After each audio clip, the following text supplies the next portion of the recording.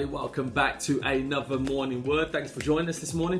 For those new to this is where I share a couple minute video really to share from my own personal Bible study. Why? Because I wanted to see your life go from here to here. Now I gotta say this, I'm not a pastor, not an evangelist, not a teacher of the Bible, just someone who fell in love with God and saw God take his life, my life, from here to here. God has taken me through the valleys and God has taken me to the mountaintops, because God really wants to give us an abundant life. He promises that. He says, I come to give you life and life more abundantly. And the way that you do that, God says, as a man thinketh in his heart, so is he. So if we can think like God, there is nothing that is impossible for us, because there is nothing that is impossible for God, but we've got to renew these minds. So let's get into this. We're going to be reading from the book of Judges, which is the seventh book of the Bible, and we're reading from chapter 14 verse 16 to 17, and it reads this. Then Samson's wife threw herself onto him, sobbing, "You hate me. You really don't love me. You've given my people a riddle, but you haven't even told me the answer." I haven't even explained it to my father or mother," Samson replied. "So why should I explain it to you?" She cried the whole 7 days of the feast. So on the seventh day, he finally told her, because she continued to press him. I'm going to call this morning's word peer pressure.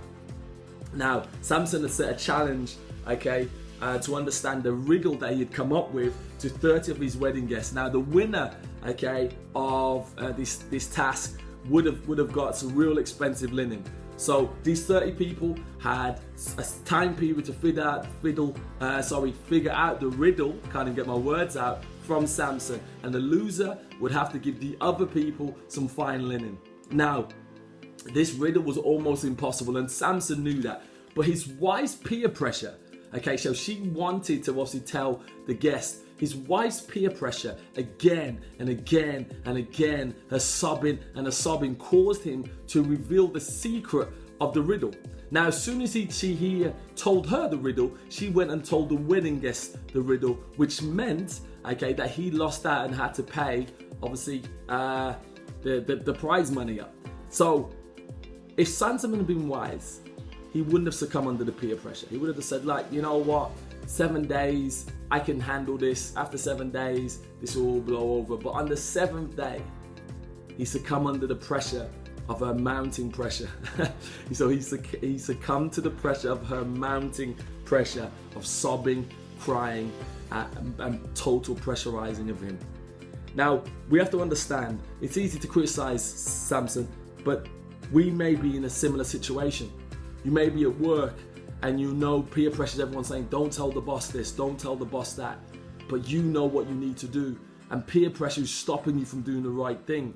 Or peer pressure from your friends to go down a certain route or do certain things. And you're like, I know I shouldn't do this. I know I should remain on track, or I should stay to my value system. But because of peer pressure, you crumble. And we all do it. Peer pressure is a reality of life, and we must learn, to overcome peer pressure. Now, what you have to understand is those people who truly, genuinely love you will not pressurize you to do things that you don't want to do. That's the truth. Things that are, against your value systems and your true beliefs, loved ones won't do that. So that really leads us to the question of the morning.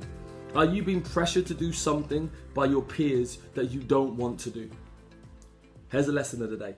Peer pressure is powerful. It is a powerful force and can cause us to do what we don't want to do. It's the truth. No matter how strong you think you are, if you do not keep this in check, peer pressure in check, it will cause you to do things that you don't want to do. And, from our desires to want to please other people at the sacrifice of doing what's right. But we must understand this. Those people who truly love us will not mind if you stick to your guns and do what you believe is right. They won't hate you for that. They will actually respect you for that. People who truly love you. Those who don't love you may disrespect you. And that's when you can start to see who truly is for you and who's actually against you. So here's the action of the day. Refuse to let peer pressure dictate your actions. Stick to your stance, knowing that those who care for you will be there for you no matter your decision. That's just the truth. So God bless you. As we always say with Jen Hope, God's gift to us is life. What we do with that life is our gift back to God. Please share this video, or even to share the principle to someone who may be facing peer pressure, especially young people in this generation now. Peer pressure from those around them to stick true to their values and their beliefs. knowing that, do you know, people really like me, people really love me, they won't judge me for doing the right thing. So God bless you, and see you soon for another morning.